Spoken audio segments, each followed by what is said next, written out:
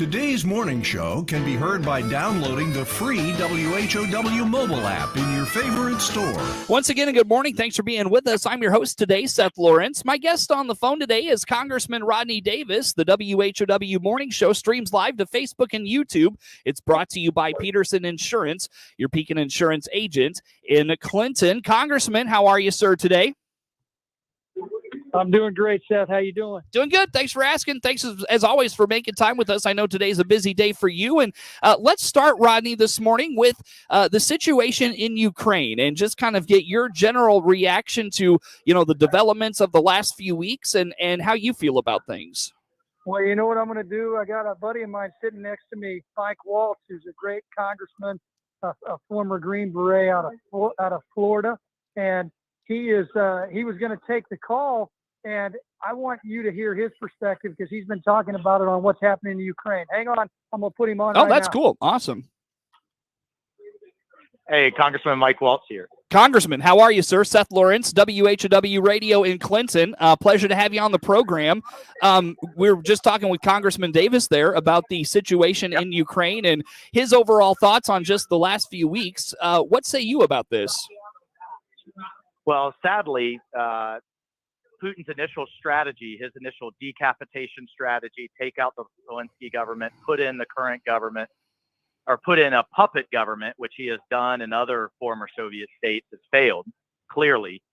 But that means this is about to get a lot worse before it gets better. The Russian, Soviet, Putin strategy, their MO is if precision strikes don't work, they go to siege warfare, they go to scorched earth, and they will start leveling, as we're starting to see in the eastern Ukraine city of Kharkiv. They will start leveling cities. They did that in Afghanistan in the 80s, Chechnya in the 90s, and Syria in the last 10 years to deliberately create a refugee crisis, to sow panic and try to break the will of the resistance. Yeah. What say you, Congressman, about America's involvement in this conflict? Where should we fall and how much support should we provide the Ukrainian people? Well, we should have been providing them a lot more, a lot sooner. Imagine if the Ukrainian resistance had Stinger anti-aircraft missiles when Russia invaded, if they had more arms and armaments and ammunition, which they had been asking for and members of Congress have been demanding the Biden administration provide for months now. The first Stinger just arrived 5 days ago. And there are more to follow. We are seeing now a better response, but it's not nearly enough. And, for the kind of the question of why should Americans care, if this goes easily for Putin now, like it did in 2014, the first time he invaded, and like it did in 2008 when he invaded Georgia, he is not going to stop. And so, I am encouraged to see a lot of our European allies waking up. I think Putin's finally scared the snot out of them. And frankly, Zelensky has really rallied his people and rallied the world to start getting them the help they need, but it cannot get there soon enough. Congressman, should we send American troops to Ukraine? I don't think it rises to the level of American troops engaged in combat with Russian troops and with the potential escalation into literally World War III and a nuclear conflict. Yeah. But I do think the Ukrainians are willing to fight for themselves. They've shown the will to fight. We just have to give them, and they're not asking for U.S. troops, by the way, but they are asking for everything they need to resist this modern Russian military. The other thing there, though, is the Russians aren't 10 feet tall. And to sustain this logistically is going to be a huge hurdle for Putin. And we're starting to see tanks and aircraft and other things running out of fuel, demoralized soldiers. I think we could find an eventual story here that the Russians weren't as good as we thought they were. Sure. Again, Congressman Michael Waltz with us on the phone here for this morning, standing in for Congressman Rodney Davis on the WHOW Morning Show. Congressman, in terms of that World War III comment you made, is there a potential for a world conflict in this situation, you think? Well, there's a couple of ways NATO could be drawn in.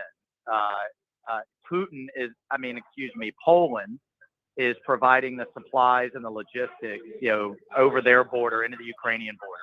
if Putin decides that that is basically Poland participating and tries to close that border down or even hit the Polish assets, they're a NATO ally. Turkey is starting to block Russian ships from passing into the Black Sea. That could be determined by Putin to be a co-belligerent and him to take action there. So I think there's ways for Eastern European countries to be drawn in, and by our treaty obligations, we would be too, to defend every inch of NATO territory. So this could turn into a slippery slope. Well, and there's been a lot of talk about resistance to Putin just in Russia itself. How about that, Congressman? And is there a threat to President Putin's, I guess, life at this point? I'm sorry. Could you repeat that last one? Yeah, that's okay. Yeah, yeah. Is there a threat to Putin, to his life? I mean, there's been talks of resistance in Russia to what is going on. How about that?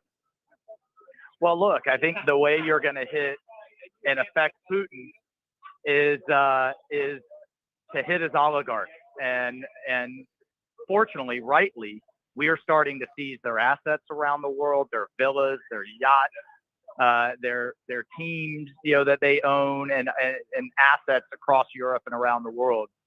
I think that is really going to rattle Putin's inner circle's cage. The ruble, their currency, is taking a nosedive. Their stock market has taken a nosedive. Sadly, that's going to affect the Russian people before it affects him. But at the end of the day, I think every day that Zelensky stays alive, every day that this resistance continues to resist, that is going to bog down his military and could eventually have his military start questioning Putin's decision.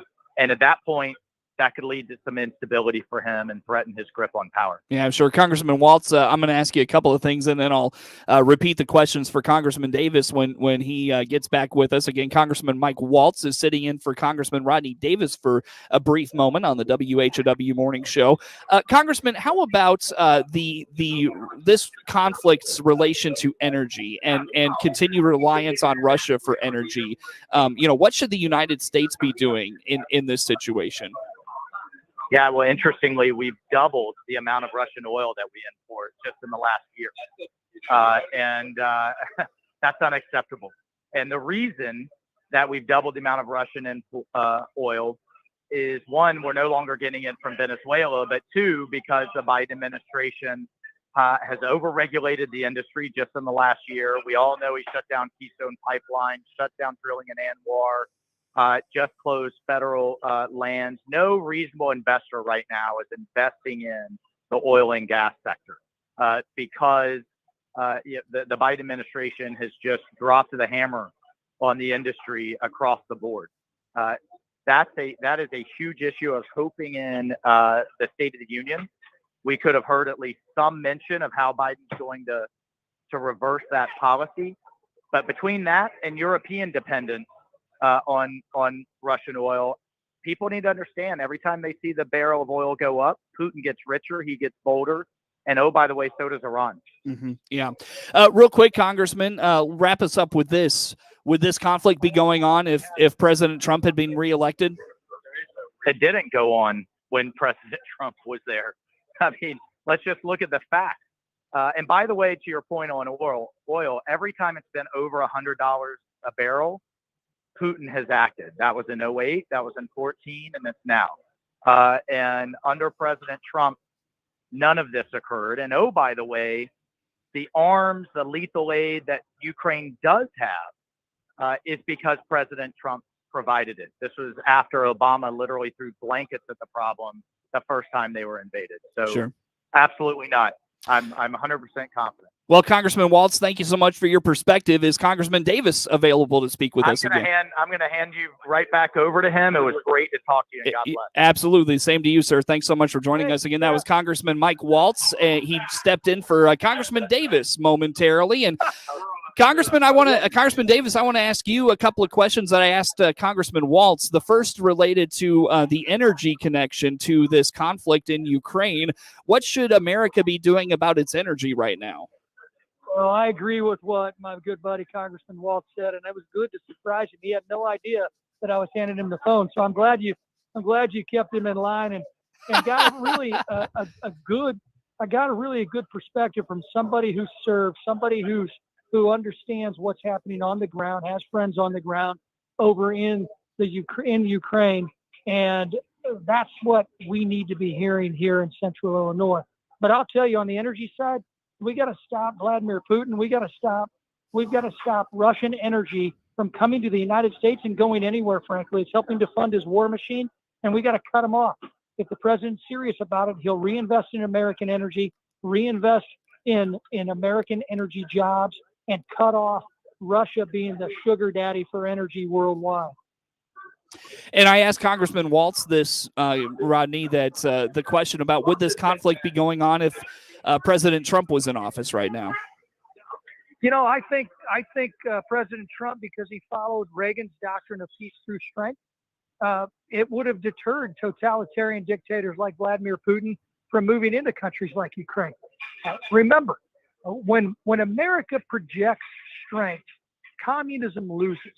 It wasn't too long ago when Ronald Reagan was president that his own State Department, his own advisors told him, do not say, Mr. Gorbachev, tear down this wall, while he stood with the Berlin Wall in the background. Well, that Berlin Wall doesn't exist anymore. It's paint on a ground of where it used to stand, but there's a statue of one president that's a mere feet away, and that statue's of Ronald Reagan. Imagine if Ronald Reagan would have listened to his advisors who said, appease the communists, don't say those things. Those are the types of messages that get sent to dictators when you are in a position of strength. And we are clearly not in a position of strength with what the Biden administration is doing and what they have done. Sure. Well, Congressman, let's take a time out here. Come back with some more. Congressman Rodney Davis on the phone with us. He passed off to Congressman Mike Waltz of Florida briefly. We talked with him as well on the morning show, and we'll continue our conversation with Congressman Davis. Coming up next, the morning show streams to Facebook and YouTube. It's brought to you by Peterson Insurance, your Pekin Insurance agent in Clinton.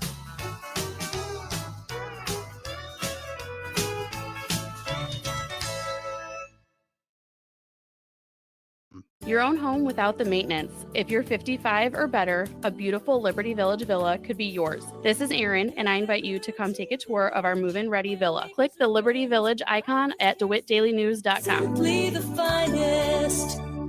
DeWittDailyNews.com is the area's leading local news source 24 hours a day, 7 days a week. Get the latest local news, obituaries, police blotter, weather forecast, and more with no paywall. Head to DeWittDailyNews.com to get the local information you need to know. It takes balance to be successful in farming because what you get out of it depends on what you put in. And Corteva Agriscience gets that. Introducing Nutritia and Nutrient Efficiency Optimizer, a biological product that naturally captures nitrogen from the air. It's a sustainable way to add balance to your traditional nitrogen methods and maximize your yield potential. Embrace a balanced approach to nitrogen management this season by visiting Corteva.us. There's a reason WHOW is the Big 1520 across central Illinois. That's because anytime the sun is up, you can hear WHOW's big signal from Jacksonville to Peoria, from Pontiac to the Indiana state line, and to Charleston and Effingham. Anywhere you travel in central Illinois, take WHOW, the Big 1520, with you in your car, truck, or tractor. Just another reason why WHOW is Central Illinois' news, agriculture, and talk station. Let's swing open the farm gate together every day on WHOW. I'm Stu Ellis, your host of the long-running agriculture feature called The Farm Gate. I bring the latest news and information on where agriculture is and where it's going to WHOW Ag listeners several times a day. From tariffs to treaties, from the Board of Trade to the running board on your truck, I cover Central Illinois agriculture every day on The Farm Gate. Hear it all on WHOW's many platforms, on the radio or online. Join me, Stu Ellis, for The Farm Gate. You're listening to The Morning Show, streamed by clicking the WHOW live icon at DeWittDailyNews.com. Once again, a good morning. Thanks for being with us. I'm your host today, Seth Lawrence. Congressman Rodney Davis on the phone with us. The WHOW Morning Show streams live to Facebook and YouTube, brought to you by Peterson Insurance, your Pekin Insurance agent in Clinton. Congressman, give us your assessment of President Biden's State of the Union on Tuesday night. Well, I was glad the president addressed that COVID's over, that we should move on. We should get back to what we used to call normal before March of 2020. We can treat this disease like a risk management issue rather than a zero tolerance issue. That's a good message to send. But time will tell whether or not he and his administration will abide by his own advice.